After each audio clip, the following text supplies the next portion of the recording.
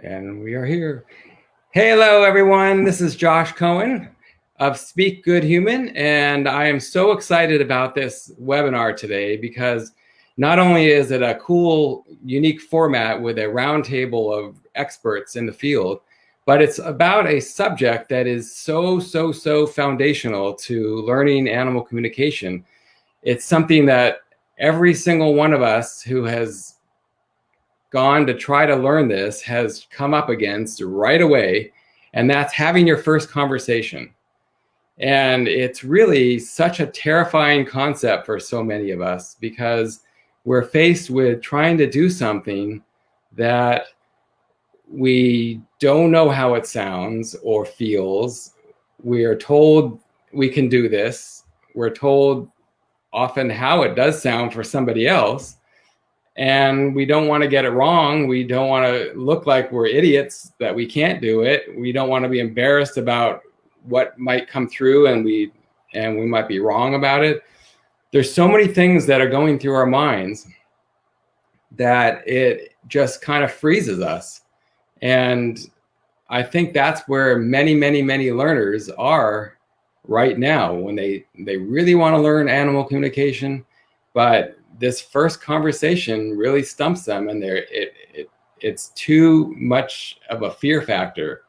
And so this webinar, What to Expect During Your First Conversation, is simply meant to give you an overview of what it sounds like, what it feels like, what to expect when you're connecting with an animal, and not how you're going to hear from 5 different people about all their experiences. And that is mainly to tell you, here's how they do it. And you're going to see that it's all different.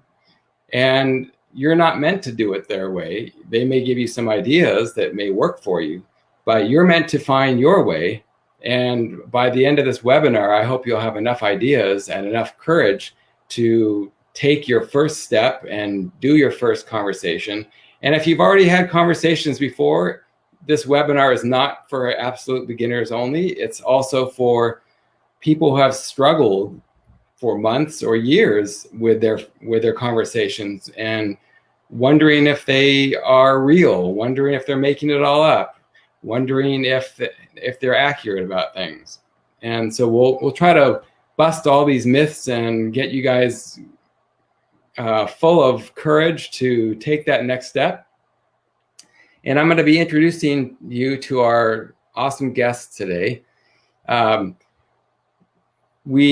of all, you guys know me, or at least most of you probably know me. My name is Josh, and I started the site Speak Good Human. It's a free animal communication practice site. I started it right when I was beginning my journey in animal communication. I had just in the middle of a workshop, and I found that it just wasn't the right practice method for me. And I was really trying for a long time. It actually took me 1.5 years before I got to the point where this webinar leads us to, which is hearing my first conversation. I heard things, but I didn't believe them.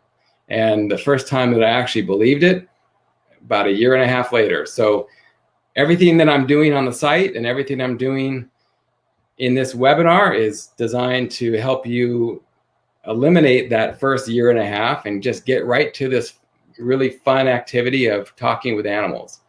So I'm going to introduce you to our first guest. Let's see here. Ashara Morris is, her company is Harmony's Heart Animals. She's in Colorado, USA. She's been talking with animals her whole life, and that is not supposed to be a pressure to you at all. It's just something that she's been doing, and we're hoping to get some of that experience from her. And through her experience and training in Gestalt coaching, she helps people connect with their animal friends and through them with themselves. Ashara also runs a practice den on Speak Good Human. So if anybody out there wants to practice in her den, it's free and open to anyone, and you can head in there, and she has animals, and she'll give you great feedback on your conversations. And yeah, here we go with Ashara. Welcome. Hi, Josh. Thank you so much for letting me be on this panel today. I'm really excited. Uh, so excited to have you. And like I said, I know you've been doing this your whole life, but it's still going to be really interesting to hear how you started and how you started hearing the animals, and Yeah, how it's changed over the years too. Yeah, it has changed a lot, and actually, I say I've been speaking with animals my whole life, and there was a big gap there where I wasn't speaking with animals at all. So it was like, okay, as a kid, yes, beat it out of me, and then I got started again. I've heard things like that before. So yeah. We'll get back to that exact topic in just a few minutes, because that's key here. So thank you. Thank you. Our next guest is Piedad Gracia Santolaria. She's all the way from Spain, and she's an animal communicator who started maybe about a year or a year and a half ago. So she's doesn't have as much experience as maybe the rest of the panel, and just slightly less than I do. I've only been doing this for about 5 years, and it's very off and on for me. But Piedad brings a really unique and relatable perspective because she's so new at this. And I think I really felt it was important to have somebody on the panel who can give that perspective of the newer animal communicator. So she also runs a practice den on Speak Good Human, which is awesome. So if you want to practice with her and her animals, she's thrilled to help you out there. She's also offering actually a special this month in her den. If you go practice in her den and submit a conversation with one of her animals, she will give you up to 45 minutes of mentoring time. She'll work with you on some of your blocks and give you some feedback on your conversations. So it's a really cool offer. Thank you, Piedad. And I'm going to bring you on right now. Hello, hello. Can you hear us? Piedad, her internet connection is not the greatest, so she'll come and go maybe, but we'll catch up with her in a minute. She'll be back on. Our next guest is from Heart of Conversation in California. Her name is Paula Brown, and she's been a professional animal communicator and teacher for 20 years. She has actually inherited her gifts of communication from her family, way back, her Irish family of seers and telepaths. So she's got a history of this. And so she's got this great history with telepathy and all this great stuff. So she's going to be able to tell us a little about that. And she also is the author of a book called Fur Shui, and she's an energetic advisor to fur folks and their people around the world. And we welcome Paula Brown. Hi, thanks, Hello. Josh. Hi, thanks for inviting me. Yeah. I'm so excited to be speaking with people who are just getting into communicating with animals and nature. Yeah. It's so exciting. So I hope that what we say and do today will be very encouraging. I think it will be. And I just love how we all have these different backgrounds. And like yours, I've always been fascinated with these families who have kind of passed down from generation to generation these like skills, and they're innately in you, but it's just so cool. So I look forward to speaking to you about that. Yeah, the Irish to the American is a rough journey. In Ireland, it's very accepted. In America, it was not. Okay. And so I hope to pass it on to many more people in my teachings. So thank you. Great. Okay, and our final guest today is also from California, USA. She is an animal communicator and a teacher and a Reiki practitioner. And since a child, she has been really instinctively in tune with the animals and has heard the voices just like they're talking to her in person.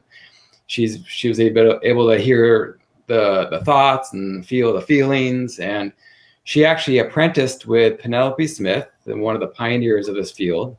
And she also apprenticed with Kathleen Prasad, which she's one of the greats of the Reiki for animals fields. So she's got some great training in there, and she's going to impart some of that knowledge to us. And she was also featured in a documentary called Mind to Mind, Heart to Heart with Martha Williams. So if you want to check that out, it's probably, I don't know where that is now, but we'll bring on Kathy Malkin right now. Hello, Kathy. Hi, everybody, and thank you so much, Josh, for having me here. It's so great to be with everybody else. And for me, it's so wonderful to share my passion of connecting animals and humans and to help all of you here on the call really understand that you can do this, you are doing this. It's just we have to get out of our way and take a leap of faith. So I hope today with all of us here, you'll take a leap of faith with us so that we can help nurture something that you were born with. And like I said, it's my passion to help you because I do believe the more of us who can reconnect with our spiritual language that connects us with the animals, it's going to be a better place for all of us. So it's a journey, it's a process, but you can do it, and hopefully you'll have more confidence after we all speak today. So thank you. Awesome. So I know, I'm just realizing now, you guys are all teachers. You all teach animal communication. Pia Dad, you mentor animal communication. Are you there, Pia Dad? You were there and now you're gone again. Oh, shoot. All right, we'll catch up with her. Yeah, you all teach animal communication workshops and classes and things like that. Pia Dad is also a teacher by trade, not in animal communication. But so it's great to have some teachers, people who actually know how to educate people and to impart some of these concepts. So let's go start with Ashara. So you've been talking with animals for how long? Were you born with it, or was it just something? Well, as Kathy said, everybody is born with this. And I have always had an affinity for animals, but I grew up in the Midwest, and we just didn't do that kind of stuff in my family. So I didn't talk with animals until I was probably, I was 40 years old, and I moved up to Seattle, and I met my mentor, Joy Turner. And she mentored me for 25 years. I took some classes with her, and I had the same problem every beginner has. I had to get out of my own way. So I didn't know what I was hearing or seeing. And mostly I hear words because I'm very verbal. But so I didn't know.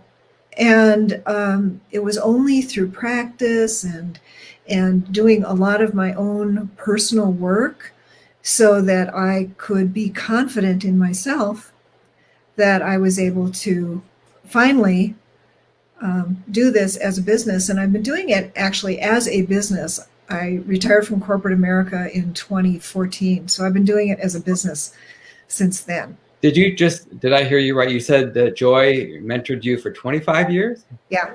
Wow. So I just want to point that out because it makes sense for anybody who has a great mentor to just learn from them because everybody has different experience. But you didn't feel like you just knew it all and you could just go off on your own after, let's say, a year or two. Oh, no. So we're all still just learning, no matter how long we're in this.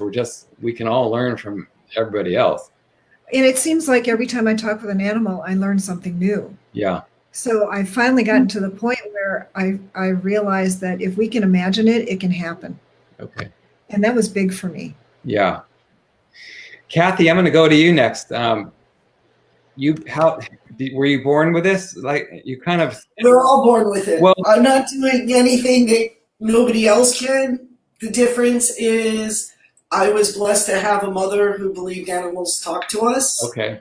So, and she even back in the 80s, she was an editor for a local paper in Westport, Connecticut, and her dog actually had a column called Dear Bewley, and people's animals in the community would write to Bewley, and Bewley would write back. So for me, the concept was not foreign, but I got to tell everybody on the call, when I saw Penelope Smith's book years before I was able to study communication with her.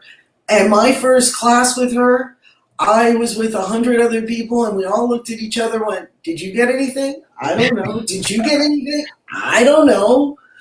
And what I have learned after taking many classes and teaching is it's a process.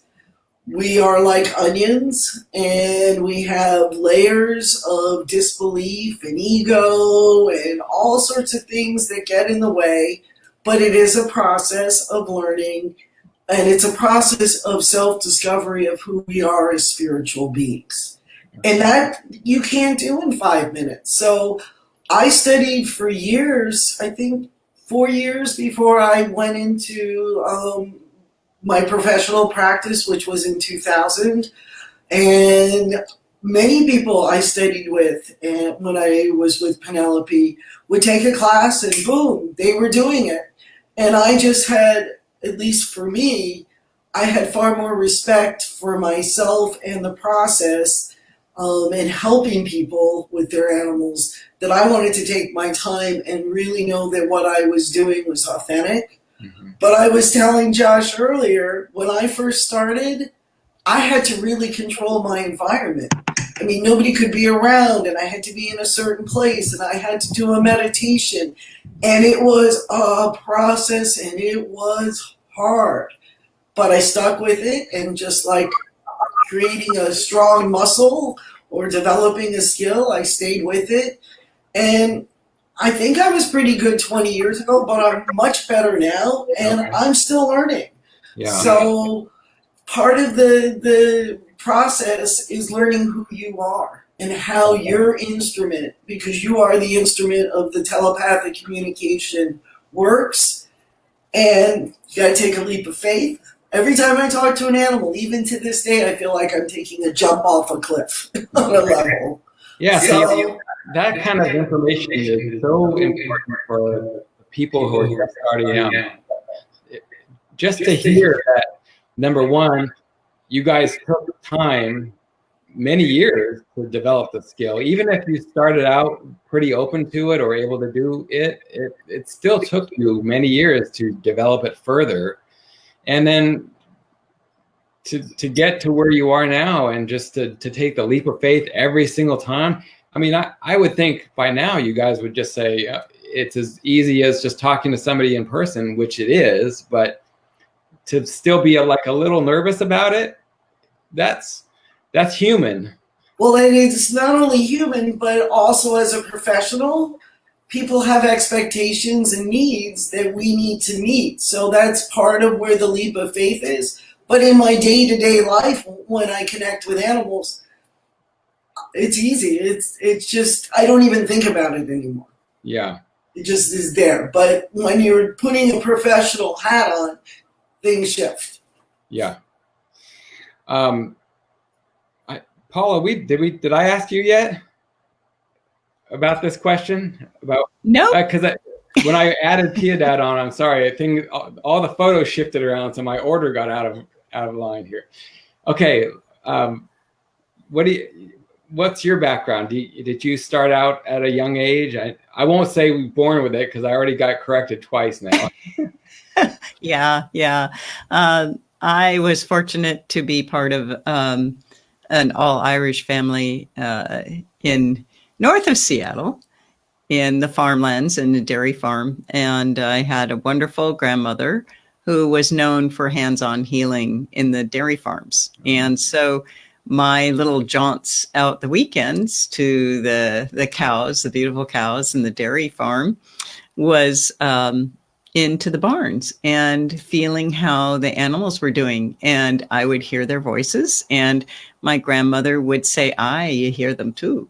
And so my cousins were all kidding me that I had the gift. And I said, well, everybody hears them, don't they? So I just thought I was normal, right?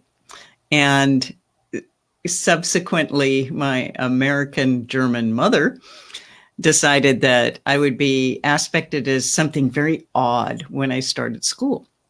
So I was told not to tell anybody that my communications were there. So I had invisible friends. So then I had invisible friends and creative friends, and they were all talking to me, and they were just my playmates until, I got to be older, and I was a creative director at a branding advertising agency, and I always sought out essences and the heart of things, and it was just one of my talents. And I attended Carol Gurney's lecture one night, and she walked up to me and just said, "You're coming into my class." I said, "Well, I'm already doing this." She says, "No, you're coming into my class free. You're going to be there free. I grant you full tuition, and I just want you to be there." So I was there, and I got the routine that, yes, this is a real thing that's happening, because I was told that it was imaginary friends.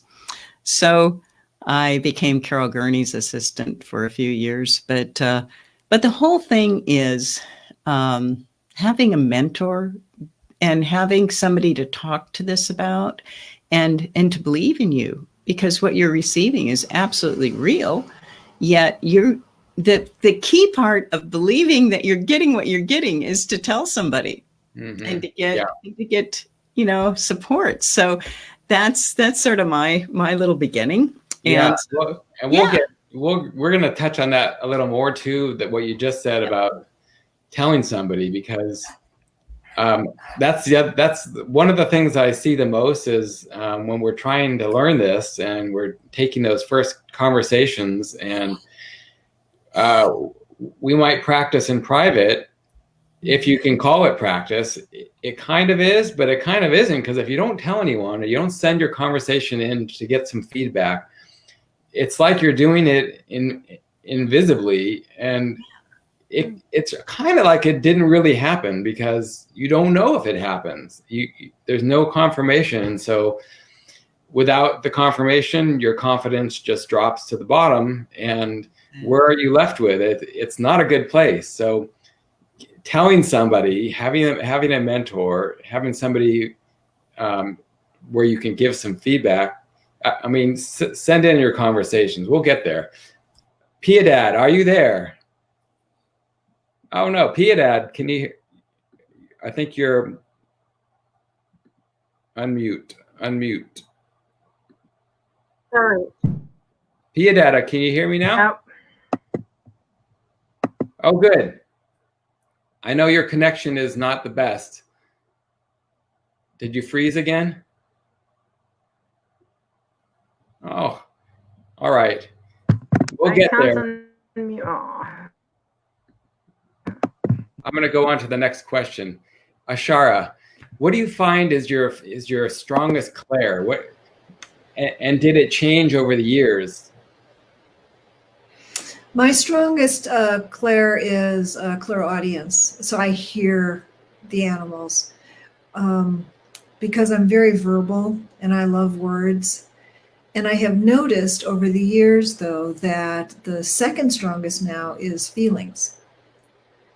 And the third strongest is pictures. I occasionally get pictures. I will almost always get feelings, and I always get words. And did that did change over the years? It changed over time as I got more confident. I stopped just listening and I started feeling. And I'm sure that had something to do with me being open to more than just I always wondered, Yeah. because I know over time, confidence and practice, all that stuff adds to this, and you get more comfortable, and then you can kind of develop your intuitiveness and your clair is a little more. I wonder, but I think probably some people are just always going to be stronger in some areas and not as strong in others. Is that true, or do you think?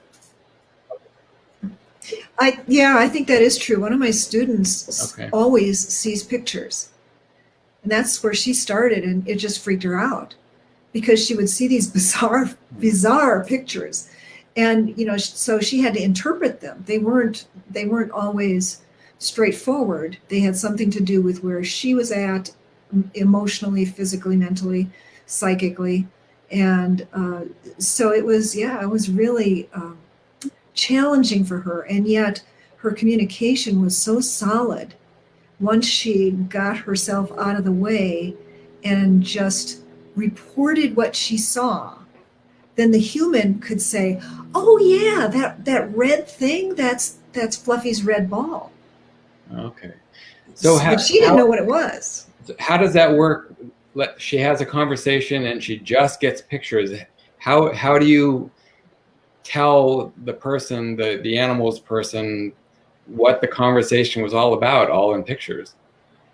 Well, what she can do is the person asks the question, she gets pictures, she reports what she sees, Okay. and then together they put together what the animal was trying to say, because the human will respond to the pictures. Okay. Yeah. So the message gets through no matter what. It's just different ways. It's just different ways. Okay. Yeah. I'm not sure. Paula, we're going to go to you next since you're next in line. I assume this is all the order is changing for everybody. So whoever's next, that's who I'm going to be next on the screen. So Paula, what do you feel is your strongest clair, or gift, or whatever you want to call it? And did it start that way and end up another way? When I was very young, it was the feeling first and then the words. And then it was the words, the feeling, and then I always got little movies, like a moviola of the animal and where it was at and what it was showing, and visuals from the animal. So I bounce around from strengths. And so I really encourage people to know, like what Ashara was saying, that it evolves and it changes. And I think it evolves and it changes for everybody in terms of, where they're at, where their physiognomy or where their mental place is at, or where their spirituality is at, and where their learnings are at. So just be really open, because I get the whole package all at once. And it's kind of intimidating for people, because they're saying, well, why don't I see that when you see that? And I said, well, right now you're hearing that, and just accept your whatever you get, because it does shift around. At least for me, it shifts around, and it all depends on what the animal sends too. Yeah. So I would love to ask all of you, maybe now or later, let's say that you are stronger in one area or a few areas, but you really wanted this other area to be stronger. Can it, or has it worked for you to actually develop that other area in a stronger way, or do you just accept what you get and you're good with that? I think that it's your intent. And when you learn a lot about energy and the invisibles and your connections, it's all about your intent and what you believe and what you put out there. So, I would suggest, if you intend to receive a different type of communication, talk to a tree instead of an animal and see what you get, and be totally surprised and totally accept that. Do something a little bit different, so you don't go back to your pattern of what you've learned. Mm-hmm. And that will open up a lot of doors for you. Do something different, So, and I do believe that you can call it up after you practice this a little bit. I do. I say, I want this, and it happens. So it's practice. It really is practice in your beliefs, And well, the beliefs though could go in a negative way as well. Yes. Because you could come into it saying, well, I want to do it just like Ashara does it, and she does it this way, and I'm going to copy that, and that's my belief that if I do it that way, it's going to happen, and maybe it won't. It doesn't work that way. We're all unique, and we all call up our own unique brand, and This is not a templated thing nor a borrowing thing. So Okay. I think that's a really good point. You just have to know that you're unique. Yeah. Piedad, are you there? Are you frozen? I see you, and you're moving around sometimes, but now you're not. Shoot. Okay. She'll just be our mascot today. Kathy, what can you enlighten us about your original Claire, your strongest point, and maybe how it developed over the years? Well, before I answer that, which is a great question, I just wanted to add something to the last question, which is when you have a conversation with the animal, you don't know if you're getting something or not. So that's why working with a mentor is about validation. We need to be validated. What I like to say is to be human is to invalidate ourselves, which is what we're not supposed to be doing. We're supposed to validate. And what I have found is, whether I'm doing this personally or professionally, many times when I receive something, the human validates whether I'm getting it right or not. So that helps me know I'm getting, oh yeah, my animal said that, or because none of us are 100% accurate, no, that really doesn't sound like my dog or my cat or whatever. But the human is a very much part of the process in helping us understand whether what we're receiving is what we're receiving. So validation. Okay, so being open and receptive, I found that first I got feelings or just an inner knowing. And I actually, as a child, got myself in a lot of trouble because I could finish people's sentences and know what was going on. And of course, as a child, you don't have the same filters or boundaries or understanding. Yeah. And I got myself in a lot of trouble. And it was sometimes very difficult for me because I was sensitive and empathic. So I see a lot of pictures, but I'm also verbally inclined, so I also get words. So what I have learned, and I don't call myself a medical intuitive, but I am able to relate sensations and feelings, and animals relate to me, to their people. Then, of course, it's up to the vet to figure things out. So I have them all. They come and go, but my strongest suit is I just sit with the animal, I open my mouth, and they channel right through me. And did you work on some of your areas to make them stronger? All of them. Okay, so specifically. I can remember one when it is an unfolding, and when my life came to a place where I started to awaken to my abilities, I heard voices and I saw pictures. For example, I heard my dog, who started me all on this back in '93, I heard him in the wind. At the time, I didn't have any idea that it was called animal communication, but 2 months after adopting and finding him, I discovered Penelope Smith. So he started me in my awakening and bringing me to where I am today. Okay.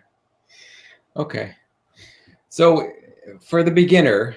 Excuse me, Elvis, my Siamese, is demanding to come in, so we'll be right back. Welcome. Hello, Elvis. We've been waiting for you.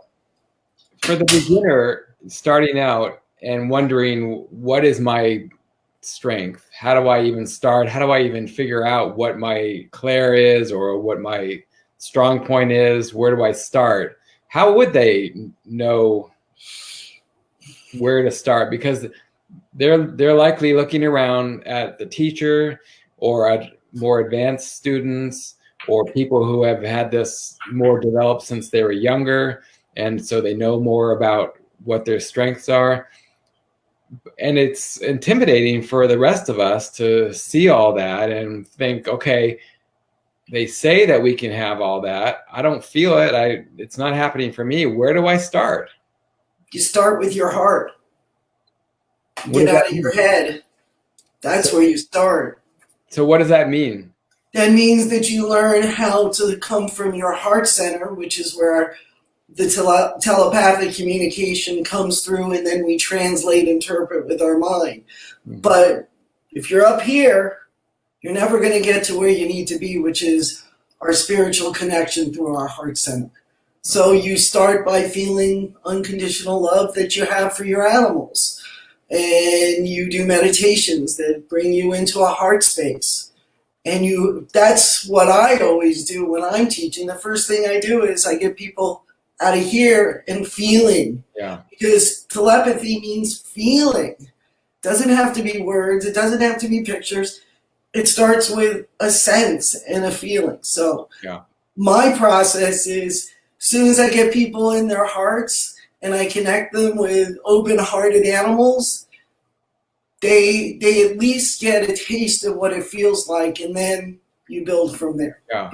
I believe you start with the heart. I think that's key, because I know for me and many others, it's the downfall is in your mind, and you have to get out of it. I mean, my expectation was I'm going to hear a voice just like somebody in the room is talking to me. That was what I thought was going to happen. And so that's what I listened for and listened for and listened for and listened. It took me a year and a half to realize that's not how I work. And somebody should have told you to let go of expectation. And as they may have. Paula said, it's more intention. When we expect, that's a hard thing. When we intend, because energy follows intention, that's where maybe you got caught up, unfortunately. Yeah. Paula, you had something to add to that?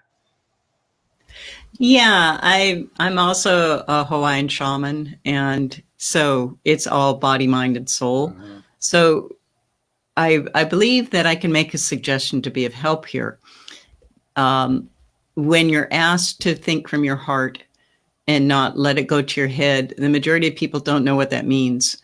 And so I would suggest that you start out with giving your mind some credit first, and going, and what I've been able to do is help people find their strengths that they believe in, by a series of questions. And, so they feel comfortable, their mind feels comfortable in saying, okay, I've got strengths here, here, and there. And then I extrapolate from that, what their tendencies are. Are you a visual learner, audio learner, or a tactile learner? And so the head, the ego, can wrap itself around the acceptance of maybe trying something different. The ego's trying to protect us in most cases from looking like an idiot and not knowing what we're doing. And so we have to make a bridge between the mind and the soul, or the gut, or the second heart, the heart area. And once we make that handshake, then we get permission to actually speak from the heart, and we give ourselves constant permission to do that, because the ego is always there trying to protect us and to help us. And so it's more of a handshake rather than, the best things you're going to find when you communicate with animal are straight from the heart, because that's the way they do it. Yeah. Yet us humans have been taught differently. So we have to take that into account, I think, when we take our first steps. It's, as you said that, it kind of reminds me of, when for any of us who have dogs, and you say it's time for a walk, put the leash on, open the front door. Who's out the door first is the dog tries to get out the door first, but that's like your mind. Your mind is trying to get out there first. I'm going to do this. I'm going to figure it out. I'm going to plan. I'm going to No, I go first. You are the heart. I will go first, and I'll lead the way. You can definitely help. You'll be right next to me, but let's switch this around a little. So I think that working with the mind instead of having it lead is definitely the better way. Let's see. So let's go back to Ashara.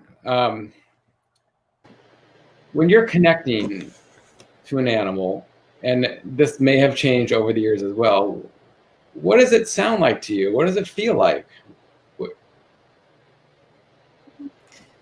It is a feeling, and it's kind of like what, excuse me, what Paula and Kathy were saying is you have to find that feeling. So, and I can do it in seconds now. I used to have to take a lot of time to ground myself. And I always tell my students that, just take the time it takes to get into your body and to feel your body. But to me, these days, it almost feels like the door's open and it's like clunk, and I just sort of fall into my body, and then I know I'm in the zone. And I trust anything that comes to me from that point. It is hard to explain. So maybe one of these other two ladies have a better way of saying it, but that's kind of the way it looks to me. I ground myself. I put myself up to the heavens, so I've got a nice flow. I open the doors, and it's just there. So it's a definite different feeling from. It is a different feeling. I feel heavier. I feel like I'm really present. And is that the main clue that what you're getting is correct, or it's from the animal? I don't know if that's the main clue. I think I've gotten to the point now where I just sort of trust what comes. And a lot of times it's right and sometimes it's wrong. Like Kathy said, we're not 100%. In fact, I think I read somewhere that a really, really good animal communicator is right about 70% of the time. Yeah, I've heard so. If we hit 70%, I'm like, yeah. So do you feel like you would, without that feeling of connection that you described, would you be able to connect? Would you be able to talk with an animal at all, or it really requires that step to really feel like you're connected? No, I really need to feel connected, because I can tell when I'm in my head. Okay. And what happens is I'll ask myself a lot of questions. So did I really hear that? Was that right? That sort of thing. But when I'm in my body and I'm in that space, the zone, I don't even ask those questions. I just know. Yeah. So that is a really key point there, because what you're describing is pretty much bypassing the mind, which is cut out all the monkey chatter, all the stuff that would derail anything that you're trying to do. And now you're weighted in this body. You're grounded and centered, and that's why it feels different, is because your mind, you're not coming from the mind, you're coming from the heart, the body. Coming from the heart and the body, yeah. The mind does have to be a participant. Right. But they're not in charge. They're at the back of the bus. Okay. And the heart is driving the bus. Do you feel like, I know everyone has a different process to connect, but do you feel like would this be like a main cue or clue to somebody like a beginner to know that they've connected, is to feel different like that? It could be. Okay. Like we've talked about, everyone is different. It took me a while to feel that difference. But a lot of it had to do with, I think, finding the confidence to know that what I was doing was right. And the thing that gave me the confidence was actually doing events where I was speaking to one animal and then another animal and then another animal and another. Oh, live. Because live, and I also did some on the phone. The first time I really felt it was when I was on the phone with a friend, and she wanted me to talk with 6 different horses because she was looking for a horse for her daughter. And every single horse was different. And feeling that difference, and then feeling what it felt like in my body, was a huge clue. And from that point on, it was actually much easier for me to get to that, the way that felt, that space. I could recreate it. Okay, interesting. Yeah. Kathy, what do you think? How does it feel to you when you have these communications? Well, in the beginning, it was a place that I had to really cultivate and learn to be part of, to go into my heart and to feel connected. But over the years, through not only my animal communication practice, but my animal Reiki practice, it's an illusion to think that we're not always connected, because we are always connected. So for me, unless I'm really distracted, like when the virus started, I became kind of ungrounded like the rest of us. But for the most part, it's always there for me. I just have to switch my awareness. And it's just, I mean, I've worked really hard, but it's super easy. Yeah. So you're saying that it doesn't really feel different, too much different? Well, it feels different in that I'm working in a different level of energy, that at a high vibration, connecting with the animals, and it is my bliss when I am communicating with animals. It's my happy place. Yeah. And even though it may be challenging working when you add a human involved into the conversation, it's still my bliss, because helping people and better understand the animals helps everybody. So, but it is a different feeling to be in that space. But I realize, because of the way I live my life, I'm there most of the time, unless I get ungrounded and unfocused. And then you just bring it back. But my Reiki practice has really helped with that. Okay. So let's say you had one-on-one with a student in your office there, and they had no idea what you're talking about, what it felt like, what are they supposed to hear or feel or see. Mm-hmm. How would you describe? And they ask you, well, what are you feeling or seeing? What are you? What I would do is I would help them understand what it feels like to be in their heart, and what a heart coherence is, where you connect with your heart. And I actually do a very simple exercise that helps people see the difference between heart and mind.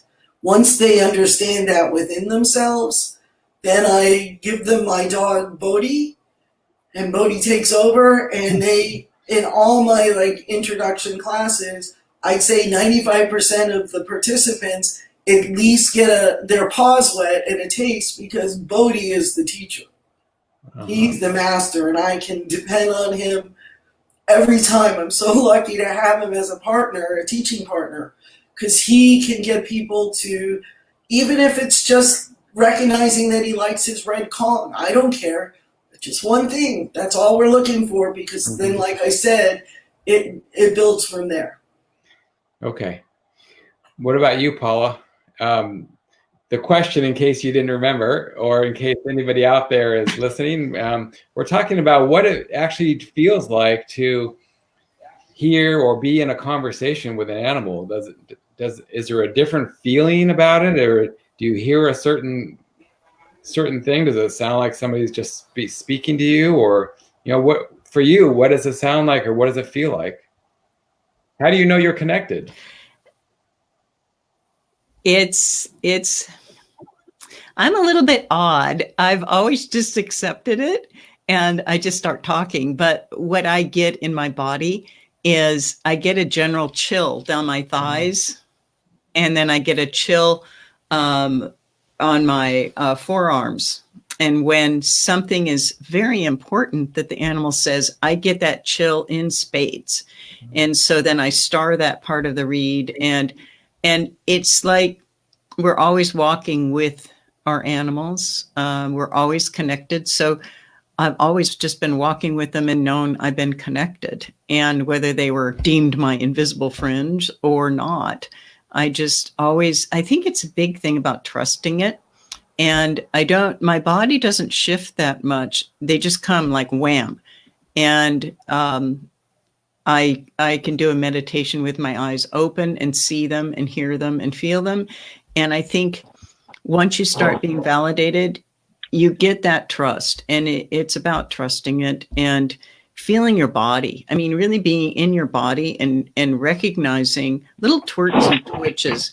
And what I ask my students to do is write down what happens to them when they make a connection. Because like everybody's saying, everybody's different. And somebody got a connection by an itch in their forehead. the other night. Wow. And so there's these tiny little things, or an animal will send them a bug, or they'll send them something that they're aware of. And I said, good. Just write it all down, because they're verifying it for you. They're validating it for you. And there's all these signs that you're connected. So I think it's just an opening and awareness to that connection, and just, it's the feeling in your body. And I've always flowed with it. So I think people are trying to get in touch back with what their body feels like. And so that's about it. I can say it's just chills, chicken skin. It's interesting because everybody pretty much has a different way. So there's a different sign from each of us. For me, and I probably have more to go in my studies, but it's so subtle for me that it's almost imperceptible that anything else is happening, other than that it's coming through my own voice or whatever. It feels like my own intuition, almost like me saying it. But I get really, really accurate conversations. I don't get anything in my body, any feeling like that, like you guys are describing. It doesn't feel any different. A few times it's felt a little different. I think one time when I connected to a tree, I felt a different energy, and I was really surprised because I don't normally feel anything like that. But it's difficult for somebody like me who there's no way for me to really distinguish the different states, being connected or not connected. So yes, Paula. I think it's really important to be very aware of the first hit that you get. The first answer that you get is from the animal or being in nature. And then you just move on and accept it. It's your first gut hit. And maybe if you can pay attention to that and really validate that, what do you feel like when you get your first hit? And then relate it, if you can, to a body, feeling, or a color or shape, or, just really be aware of that first hit. That's the thing. And so maybe that'll help. But if it's like a knowing, it's not really the same thing as an emotion or a sound or a visual. A knowing sort of is, it's in you, it's part of you. It's very hard to distinguish. Yeah, and that's good, because the knowing is the empathic part of it. Okay. And so you are receiving an empathic, you're receiving a knowing. It's a sentient thing. And that is excellent. It's just really excellent. So pat yourself on the back. Right. I often say, I want somebody to do an exercise now. Put your arm out, raise your hand, put it in your back, and pat yourself on the back. Yeah. That's the best exercise you can do during a class. Yeah, you're right. We do need that. It's hard. I guess it's hard because you think that there's some kind of magic involved here, or there's some external thing that you need to do or have or develop. And when it's not there, you go, I'm not doing this right, or what? I can't tell what's going on. But it's really, I mean, if you were just born with this and you didn't know anything else other than that you could do this, none of this would be an issue. You would be just like breathing and talking and feeling and walking. It's normal, and you wouldn't question it. That's right. Yes, but it is an issue when society says it's an issue. Right. And so we learn that issue. And I had a lot of difficulties talking about it when I was approached by Carol Gurney, even though I was doing it and doing energetic work with it, because you have the peer pressure and you have society's pressure and a feeling of being judged and not fitting in. And so therefore your mind is going to say, how do I fit in? I'm going to doubt this. Yeah. And thank goodness now we're more open to non-judgment about this form of communication. And, so that's really, if you're going to be on a battlefield, that's the battlefield. And so You just have to have a really strong sense of that you're doing it and really believe in yourself and stand your ground. You know, draw the boundary down in the sand and say, this is what I do. Yeah, well, that's part of confidence, which is one of the keys here is to build that confidence. And now I'm confident that we can talk to Piedad. Are you there now? All right. We've been waiting for an hour for you. So sorry, I've been struggling with my internet connection. Then I changed my device, and I think that finally, 1 hour later, I can be here with you. So nice to meet you all, and I'm so sorry We have followed your journey. We have followed your journey on and off screen, and we're happy that you're finally here. So Okay. Let's back up just a bit for Piedad. So you started about a year and a half ago, right? Yeah. Okay. So it's pretty fresh in your mind what it feels like. Were you when did you realize you could do this?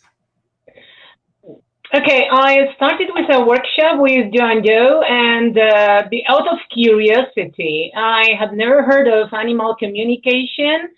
I have always loved animals, and I always had a good relationship with them. I have been raised with animals. I have had cats or dogs or any other animals all over my life. But I didn't think that I could communicate telepathically with them. And then I joined this workshop, and a new world opened to me. It was something that I didn't expect that could happen. Since I was out of curiosity and I had no goals, no purpose at all, since the very beginning, I just trusted the process. So when I was told that I could communicate with animals, I just believed it. And then I started communicating. Obviously, my first communications were very short, but I really thought I was talking with the animal. I never had a doubt. I just trusted. And then I submitted my communications, and people say, yeah, you're okay. Yeah, you got it. Yeah, and things like that. And then since then, I have been communicating, and yeah, I have had my little ups and downs, as I guess everybody else has. But I have never doubted that I'm communicating. I have no special feelings or do anything special. I just try to connect with the animal, and normally I do. I sit quietly and I feel the animal approaching to me, and that's it. I check the energy. This is my way of starting my communication. And the way I feel the energy of the animal already tells me something about their characteristics. And then obviously, if they are sending emotions or physical sensations, then I feel them. And that's a different thing. I mean, it's the kind of information I'm receiving. But everything is about trusting. And this is the most important thing, in my opinion. If you start overthinking, as you have already said sometime, if you start to be in your head, as Kathy was saying at the very beginning, and then is it right? Is it wrong? Is it true? Is it false?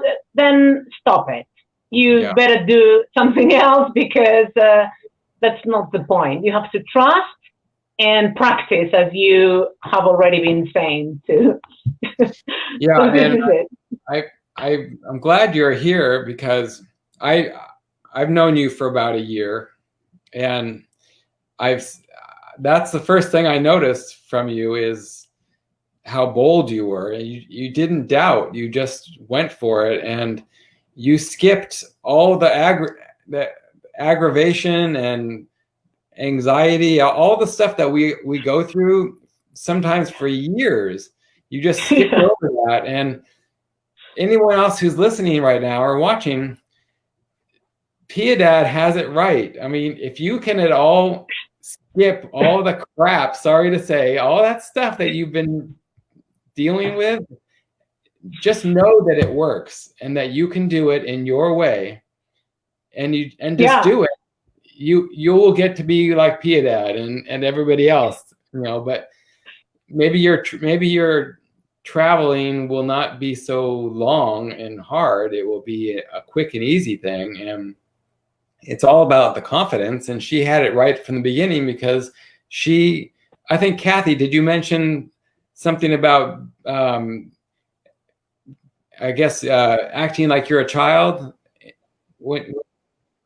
Yeah. I mean, I love Piedad's story because she didn't get caught up here. She just went with it. And it is the information that comes from the animals comes very quickly at a high vibration. But you also have to get out of your way, because there can be an unfolding of meaning and information that you may not know in the moment. So, like I said earlier, it's a leap of faith. You take a leap of faith and trust that you're going to get it, and you go, I think Paula said, you go with your first impression. Yeah. You just let it go. And if you find yourself asking too many questions, as Ashara said, you're in your head. Mm-hmm. Let it go. That stuff, it's just, and I disagree, I think, with Paula, the ego will go kicking and screaming. It will not let go, because it wants to be right. And this isn't about being right. It's about feeling your interconnection with all sentient beings. And it is our birthright. So be kind to yourself. Be gentle to yourself. Be open and receptive. I love to teach all my students to keep a journal. Whether they do or not is up to them, because it is a journey of self-discovery and self-awareness. And the more you understand who you are from a spiritual level, the easier this all gets, because this gets out of the way. Yeah. And we need our mind to translate. I'm not saying don't honor the mind. We need our mind. We're grateful for our minds. But it can also be very confusing. So Piedad's story is just a wonderfully refreshing one. Mm-hmm. Thank you, Kathy. It's also, in my opinion, about enjoying and have fun and Yes. be creative and imaginative. If you go to this space suffering and struggling, that's not a good perspective. You have to have fun, and sometimes it's not fun because you're getting messages of creatures that are in pain or suffering or whatever. But the thing is that you are not going to suffer and overthink. And yeah, I mean, trust, having fun, being creative, and trying to be in the animal's shoes. And what would you like to be asked if you were the animal? Not from the human perspective, but from the animal's perspective. Is it that really matters, the color of your bowl or the shape of your bed? Is it that important? Does it really matter? What I really want to talk about is something else. So you have to listen. You have to be open, trust, have fun, be creative. Those have been my tools, and for me, it's working. So yeah. Well, and I agree with you that animals want us to have fun. And they want us to be positive. And when you communicate with animals, you need to keep in mind that they don't see the negative. They only see the positive. And it was one of those big epiphanies in my life when I realized that when I said don't do something, they see the opposite. So I now am a much more positive person, because that's how the animals see it. And we should see things in the positive. And I am a big believer in affirmations. So for those of you who are learning, just keep saying the affirmation. I now hear the animals, and it comes easily to me. Or whatever feels right to you. But positive affirmations are one of the fundamentals, I feel, in helping us suspend our disbelief and our invalidation, so that we can just be. And our mind does not always want us to be. Yeah. Piedad, I know you touched on this just a bit, but when you connect, what does it, do you know that you're connected? Is there a specific feeling that's different than when you're not connected? No, not normally. As I said, I just call the animal, and then I sit, mentally sit, and then I expect the animal to come by me, and then get to know each other. That's the very point. I normally have a little chat about things we both like, or sometimes if the animal is shy or is not willing to speak to me, then I speak about my own animals or tell them a story so that they can feel confident and trust me. And then I start the communication. But I don't have this special feeling unless, as I said before, they are sending me physical or sensations or emotions. Then I can feel the itchiness in my legs, or I remember a horse, he didn't like the bit, so I was feeling very strange things in my mouth.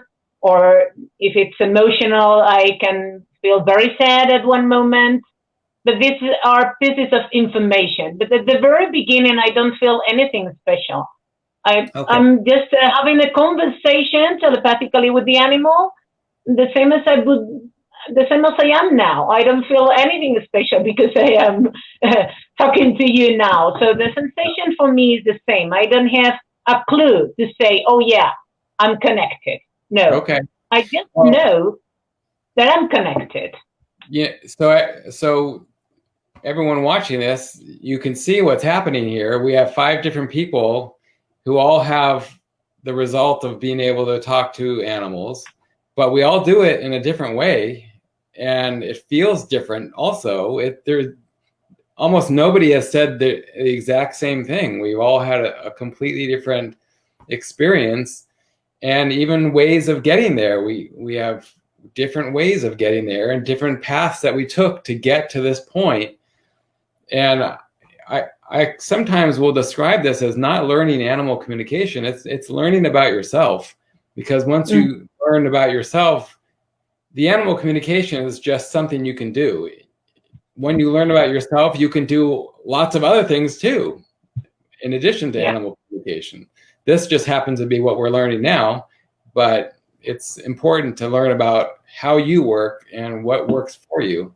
And yes. Yeah, I think that this is very helpful. To show learners that each and every one of us connect in a different way or feel different. Because if people are told that they have to feel, or I don't know, or have a certain security that they are connected, they can be easily frustrated. So it shows that each one has to find their own way to feel they are connected. Starting from this trust, and then you'll see how you feel or what it feels for you to be connected with the animal. So this is perfect, showing that each and we are so different, and every one of us are connected with the animal. So this is very good, I think, for learners.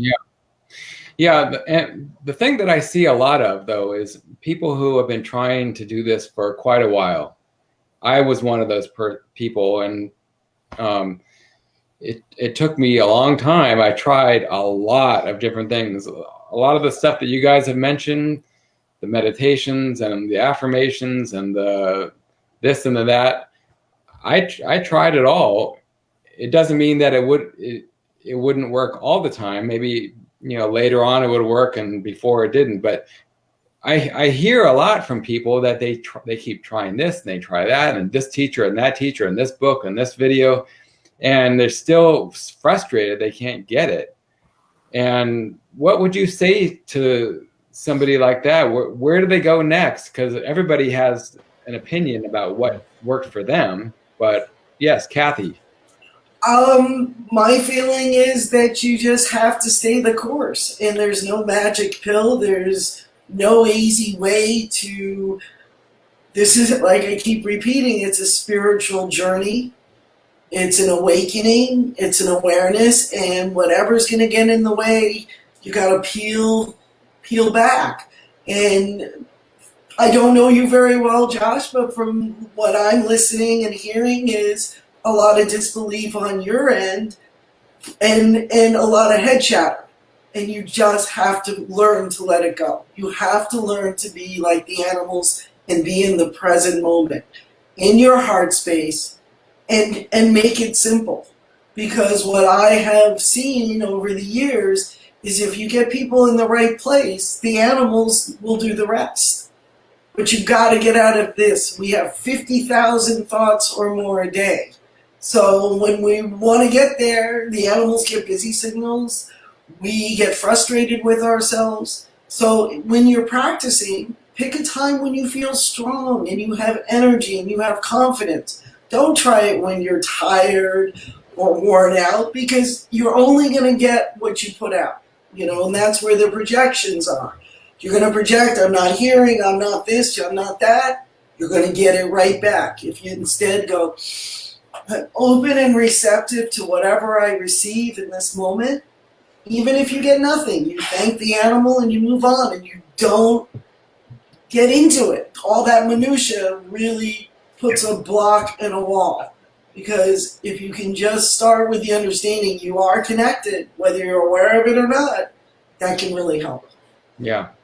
Yeah, I'm sure if you looked at every single one of anybody's connections, and on the human side, we're going, hello, hello, are you there? Hello. The animal's going, yes, I'm here. I'm here. I've been here the whole time. So, well, they do, and eventually they get frustrated and they get up and leave, or they just go, there goes another human. So, it's frustrating for them because they're just there waiting for us to get back there. And we're there more often than we realize. We just, again, have to give ourselves credit for what we are hearing. You know when your animal is hungry. You know when they're not feeling well. You know when they need to go and do their business. What do you think that conversation is? Or isn't? You're having the conversation. It just may not be in the construct that you think it should come in, and that's an expectation and a projection. Let it go. Yeah. Yeah, going back to finding out what you are all about, not what everybody else. You are my new metaphor is your own Wi-Fi hotspot. Mm-hmm. Just like your phone, you got that internal Wi-Fi inside that is connected to everything. Yeah. Anyone else have an answer to? Yeah. Oh, yeah. Paula, please. Nashara, yeah. I think that just by listening to everything that's been said, get out of should and get into could. Mm-hmm. Because let's not should ourselves in the foot or in the whatever. And why not could ourselves into the present moment and into freedom? And you do this when your body is relaxed, when you're in the present moment. Mm-hmm. And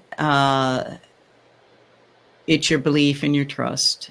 And I can give one real quick HUNA exercise to everybody that is very fast, that can bring you into the present moment and get you into something you really believe. And then that's the stance that you could be doing your reads from. So you just think of one thing that you totally believe in 5 words or less. Like I said, I love Hawaii.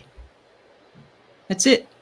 And when I say that, I feel Hawaii, I see Hawaii, I smell Hawaii, I'm in the water, in the cove, my favorite cove, I am there. And that brings me into the present moment. So what's your 1-inch rule? What's your one thing that you believe in now?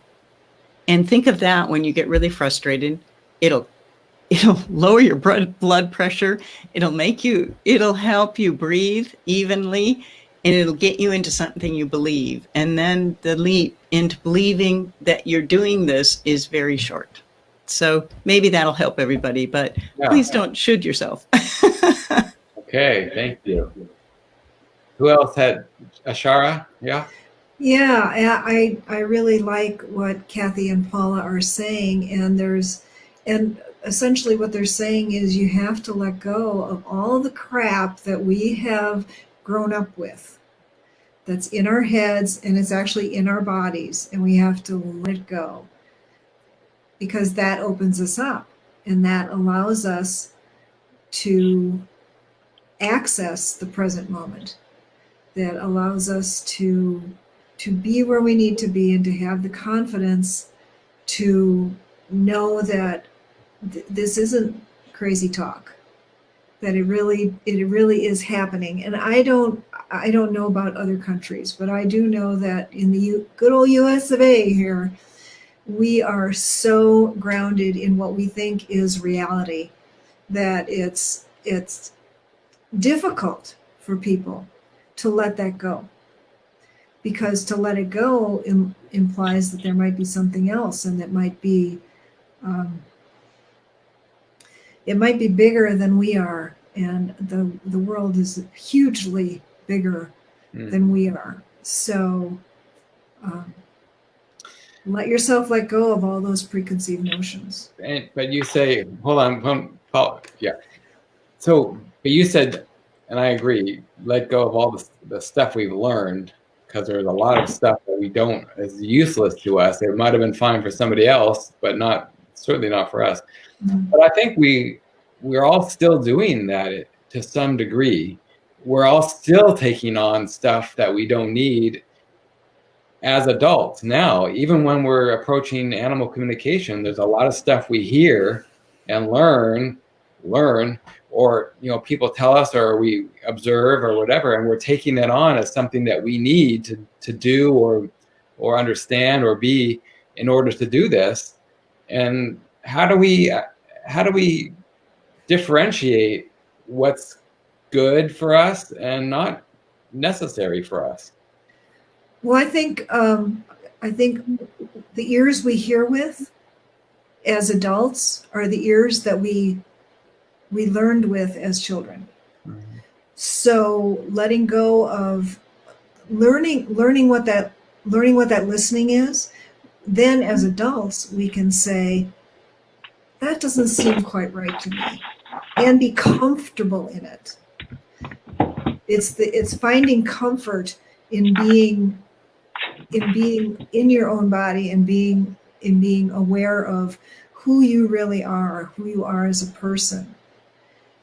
That's what's going to help you pick out what is going to work for you and what isn't. And it also helps to have a good teacher or mentor, mm-hmm. like all of us here, mm-hmm. who will say, it's not, just because I'm telling you this, that doesn't mean it's going to work for you. This is a place to start. Yeah, let's see what happens, and then we can go somewhere else. I mean, if I were looking for a teacher, that's probably one of the first things that I would look for is the ability for the teacher to say, this is one way. There are many ways. I want to help you find your way. We'll start here. Just like you said. Yeah.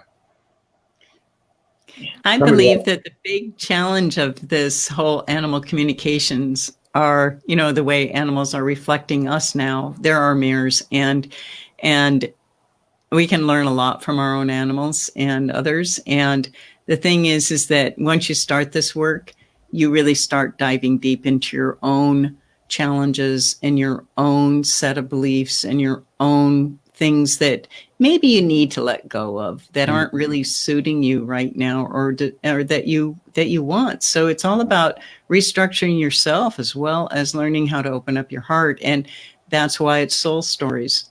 You're telling your own soul story as well. You're telling the animal's soul story, and you have it's a big responsibility to do that. And it's huge responsibility, and you really need to pay attention to that, as you are, Josh, which I'm very proud to hear you say. And what Ashara was saying about diving and letting go. It's easy for somebody to say, just let go of it. It's another thing to let go of it. Right. It definitely takes courage, and this whole thing is key. It's everyone stop giving away your own power, because you have your own power to believe in whatever you want to believe in, and feel whatever you want to feel, and do whatever you want to do. When you stop giving away that power, I think that's probably a lot of the problem. Is so many of us are not giving ourselves the respect that we deserve. We are just saying, oh, do it that way, okay, and then it leads us down this path that is just not right for us, and then it's frustration. So everyone out there who is frustrated, maybe you're just not on the right path yet. Start listening to yourself and really feeling what is right for you, what feels right to you. And the way to do that, at least the way I do it and I teach my students, you got to start coming from the heart. Okay. And learning what that feels. Because if you don't know the difference between being in your heart center and living life a heartfelt connection, then you're not going to get from here to here. And our animals are all heart. They're about teaching us to be in our heart center. And whatever spiritual practice, I don't care if you're Tibetan Buddhism, I don't care if you're doing Reiki, it's all about teaching us to stay in our heart, because that's where I believe the universal intelligence not only lives, but that's where we connect and feel our connection with the rest of the universe. And the more I practice living in my heart center, the more I recognize when things are out of balance and things aren't healthy for me, because that's also where my intuition, between my gut, my hara, and my heart, that guides me, hopefully, to keep me safe and to stay connected. But it's heart-centered. Make it simple. This is not hard. It's child's play. Pia Dad probably got that faster than all of us, but it's about becoming a kid again. If you have a dog or a cat, they love to play. Horses love to play. Make it a game. Make it fun. And if you start getting hard on yourself, go back to your heart and give yourself a break and be compassionate and loving. Because if you're going to be hard on yourself, give it up. You're not going to do it. If you don't believe you can do it, guess what? You're not going to do it because you don't believe it. Yeah. So believe it. You can do this. I know you can do this. All right.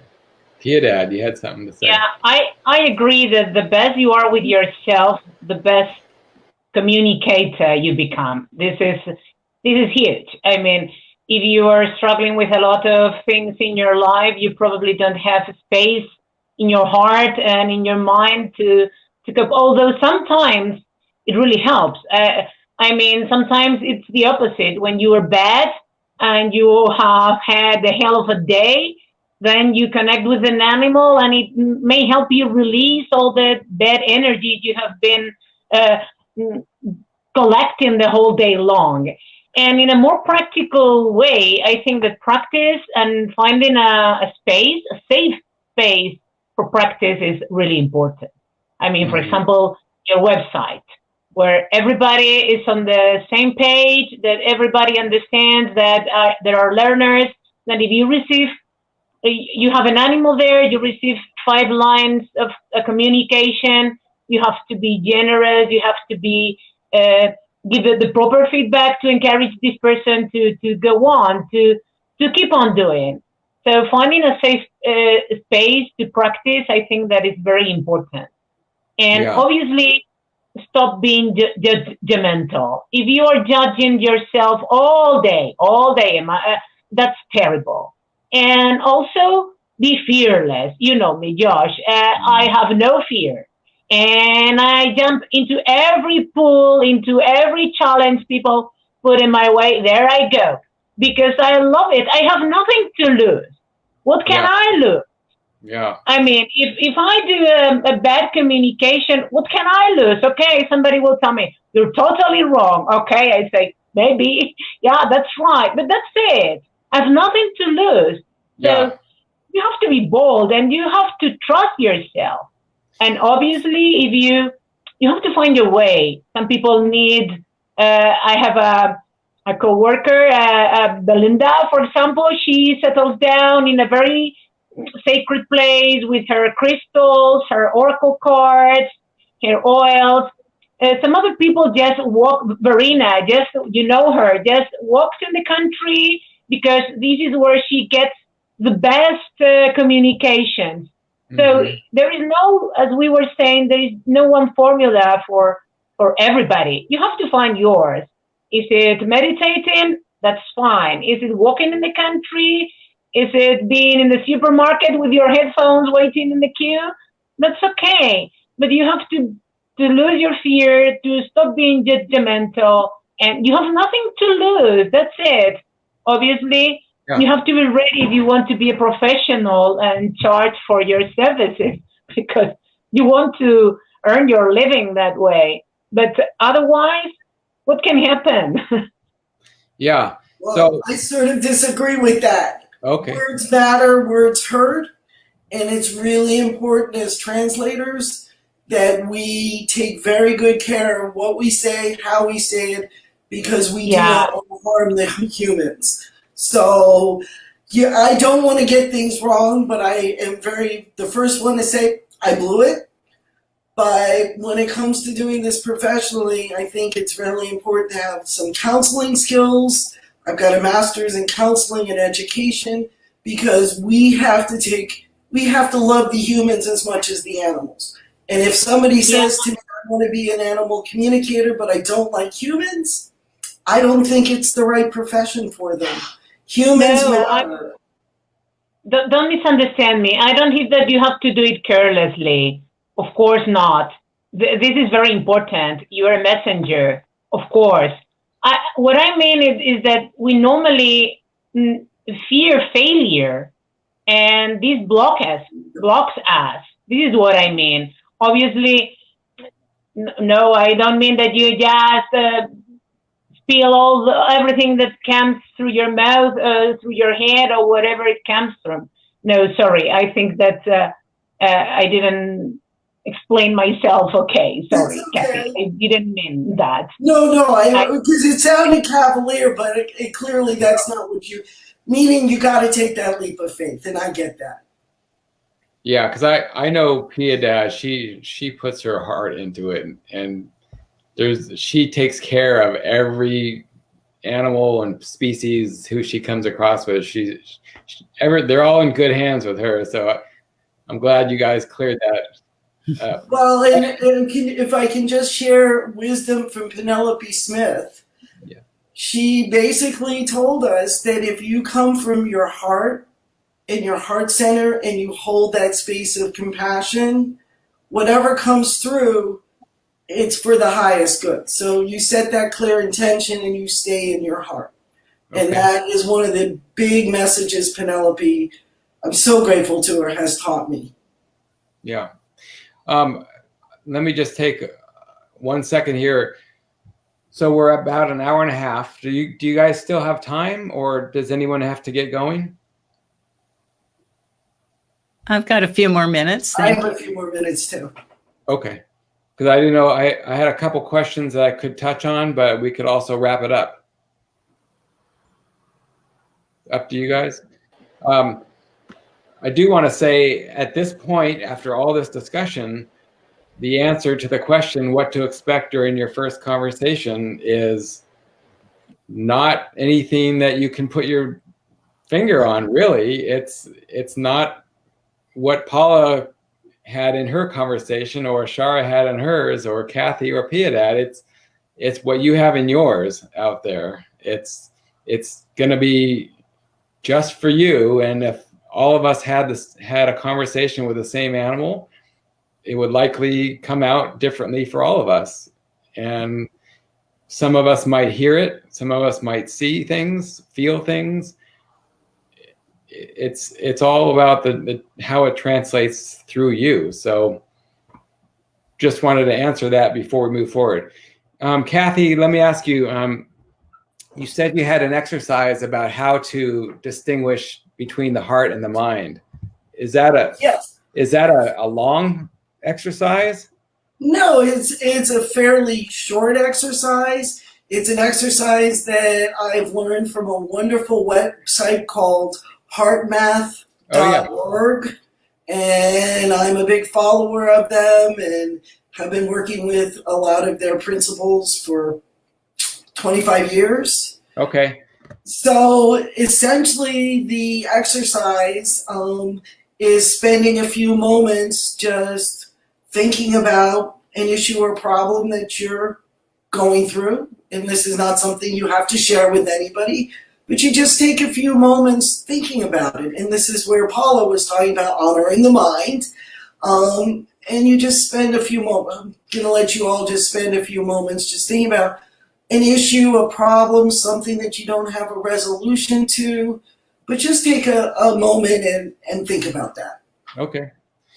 And then once you spend a few moments, you freeze frame it or you pause it. And then you shift to feeling unconditional love that you have for your animals, your family, your friends, anyone who helps you feel unconditional love. For me, it would be my animal family. Mm-hmm. And you spend a few moments just feeling those feelings of unconditional love, because I put you right in the perfect space. And then I ask you to revisit that original issue and problem from your heart center.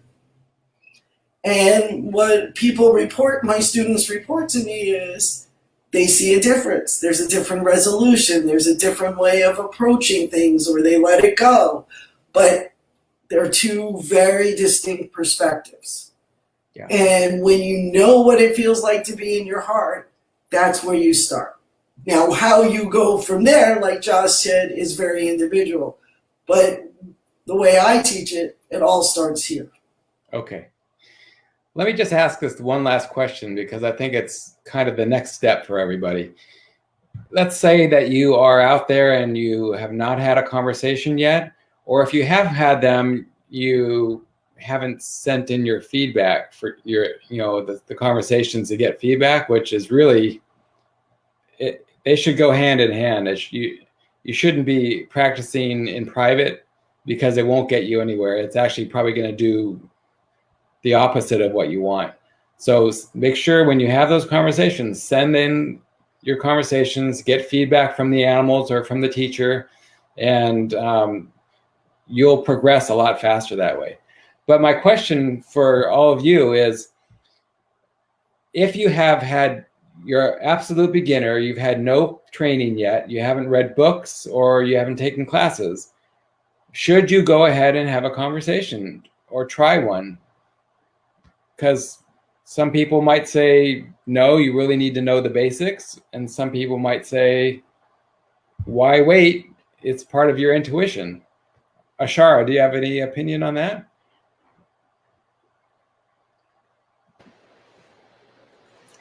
Haven't read any books, haven't taken any classes, just want to talk to animals. I'd say give it a go and see what you feel. Okay. And then depending upon what it looks like, take the next step. Okay. And the next step might be take a class, or might be take a class, might be go to the website, jump into somebody's practice den. Okay. Because I think that's a great idea, and it's a great way to have feedback. Okay. Yeah. What do you think, Paula? I'd tell you to go for it. Just simple go for it, because once you go for it, then all these wonderful synchronicities happen, and they lead you to the correct situation that you can learn. And everybody is attracted to whoever they're needing to be with at that moment, and needing to learn, whether it's one person then the next or whatever. But go for it and just wait for that. Be aware of what happens after you go for it, because you get distinct messages. So it'll come. I've had books leap off of shelves to go to talk to somebody, and I call them up and I get my information. We become good friends. Wow. And just go for it. Yeah. I think a lot of us think, oh, I need to be trained in this first. This is not you're not an attorney or an engineer here. It's part of something you have inside. You don't need extra skills in that way where you have to get them from a school or anything like that. Yes. I think that the quote unquote training comes from is so you be more aware of your responsibilities and more aware of how you receive these messages, and be more aware about how to be objective and not subjective about your reporting. A really great animal communication is totally objective. They report what the animal says and no judgments, no additions, no editing.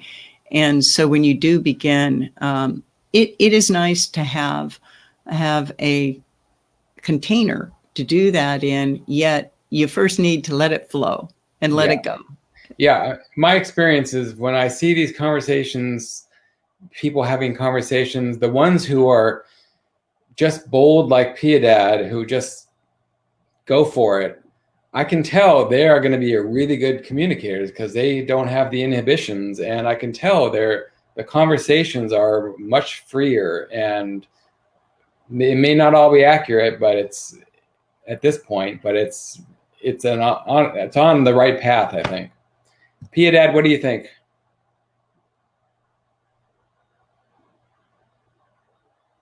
You're mute.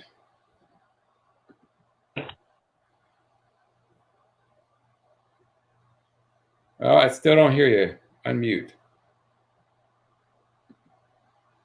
Sorry. There you go. You have to do it. Obviously, guidance. Can you hear me? Yeah? Yeah. Uh-huh. Yeah, I mean, you have to do it. Then you have to have some guidance because, as Ashara and Paula have already said, to be able to relay things properly without talking about you or what you think about the situation. That's really important. And I think that at the beginning, I used to do that at a certain point. But yeah, guidance is necessary, of course, because you have to learn things. But you have to start. Sorry, you have to start by doing. That's the point. Doing and then learning in order to get better. Yeah. That's true. And I think a good teacher, the biggest thing they're going to do for you is help build your confidence so you can do even more. What do you think, Kathy? I think we're already doing it for the most part. If you're an animal lover, you're hearing animals on a certain level, whether you're conscious of it or not. I think that if you want to develop your skills and become more reliable, it's important that you reach out to a teacher or a mentor that can give you the support and validation you need. Because I do think, as I like to say, to be human is to invalidate ourselves. So when you have a teacher who can be there to hold your hand and support you and say, yes, you got it, or no, I think that may be a projection, it can really help you become more aware of your process. But the key is you got to get out of your own way, which is really hard. And I think that, to me, is one of the hardest aspects of learning animal communication, is getting out of your way. And for most of you here on the call, you're not looking to do this professionally. So take pressure off yourself, have fun and enjoy. If you want to be a professional, then you do need to study. You not only need to study with a reliable teacher, but I am a real stickler. I really believe people need to have some sort of counseling background or coaching skills so that you can take really good care of the humans. So if you feel like you want to go talk to that horse or the squirrel or the tree or the rock, go have a good time, maybe write it down. But if you want to take it to the next level, reach out to one of us. We would love to take you there. Yep. Thank you so much, everybody. All of your information, if anyone wants to know how to get to reach any of these wonderful people, they're in the event. Down below is a little description of them, and as well as their website. And anywhere else I post this, I will put that information as well, so you can always reach them. If you're ready to get started with some practice, as I mentioned earlier, Ashara has a practice den on Speak Good Human, and she would love for you to talk with her animals, and she'll be thrilled to support you. And Piedad also has a practice den on there, and you'll see a great offer of hers in her den where she'll give you up to 45 minutes of one-on-one time if you'd like. And I know I talked to Kathy earlier, and she is also planning to have a practice den. So we're all here to support you and want you to get to your next level. Get out of your own way and make it happen. Okay. It's already happening. Trust It's already happening. Yeah. Thank you all for joining us. Really appreciate your Thank time. you. Okay. Bye, everyone. Thank you, Josh. Thank you very much. Bye, everybody. Have a great day. Thank you. Hug your animals.